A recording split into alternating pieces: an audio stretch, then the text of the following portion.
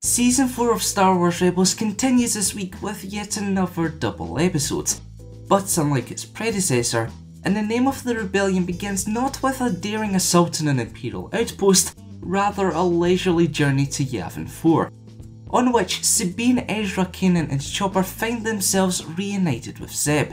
They also later come across Hera, who is forced to crash land upon the picturesque moon thanks to a routine mission turned horribly wrong. When Mothma and the rest of the Alliance leaders quickly link the failure to a recently installed Imperial communications relay. This then leads to a daring effort to tap into the satellite in hopes of remaining one step ahead of the Empire. Unfortunately, the operation quickly goes awry, resulting in the relay's complete destruction. Led to make matters worse, the Spectres find themselves separated, with half of their team escorted to safety by the returning Saw Gerrera. Part 2 of the episode follows shortly thereafter, with Sabine and Ezra roped into following the leader of the Partisans in his infiltration of an Imperial-occupied freighter. On board, they discover a group of captive scientists as well as a massive kyber crystal, both of which seem to indicate a rather sinister plot.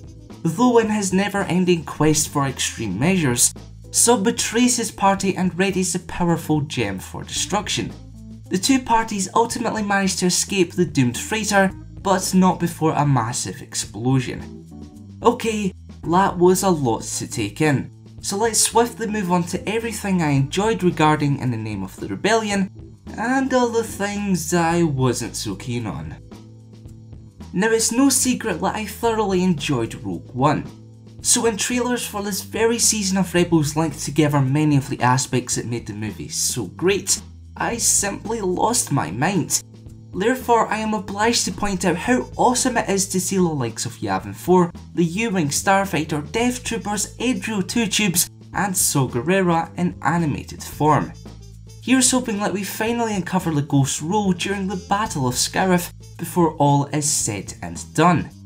Speaking of Saw Gerrera, how fascinating is it to see how his polarising mindset affects his fellow do-gooding rebels.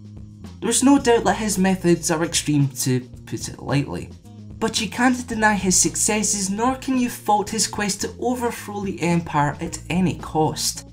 His very presence on the show brings up a very important moral question, that being how far would you go to secure freedom?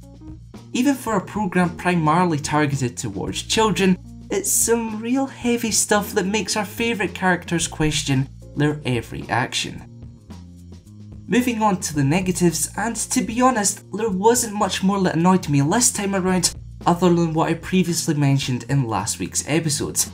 It is worth stating again, however, that Ezra Bridger is such a frustrating character.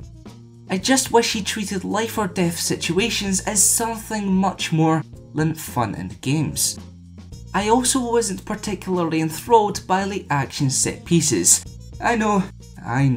In last week's video, I boasted about how Star Wars Rebels rarely fails when it comes to exciting chases and explosive firefights.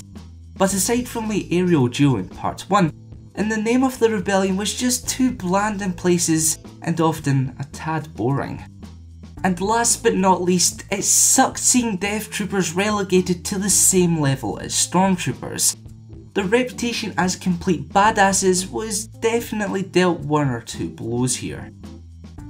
Overall, parts 1 and 2 of In the Name of the Rebellion excellently further blurred the lines between Star Wars Rebels and Rogue One. In saying that, however, they were largely forgettable thanks in no small part to underwhelming action set pieces. And while it is fascinating to witness how exactly people like Saw Gerrera uncovered the truth of the Death Star, I guess we'll just have to wait to see if next week's episode can do a slightly better job. Speaking of which, the occupation is said to have the Spectres return to Lothal, where they must thwart an entirely new Imperial threat. Do let me know in the comments below what you think of the premise of next week's episode, as well as everything you liked and disliked regarding In the Name of the Rebellion. If you enjoyed today's video, be sure to leave a like, and for weekly content on all things Star Wars Rebels, press that subscribe button and notification bell to keep it locked here to the Kankazans.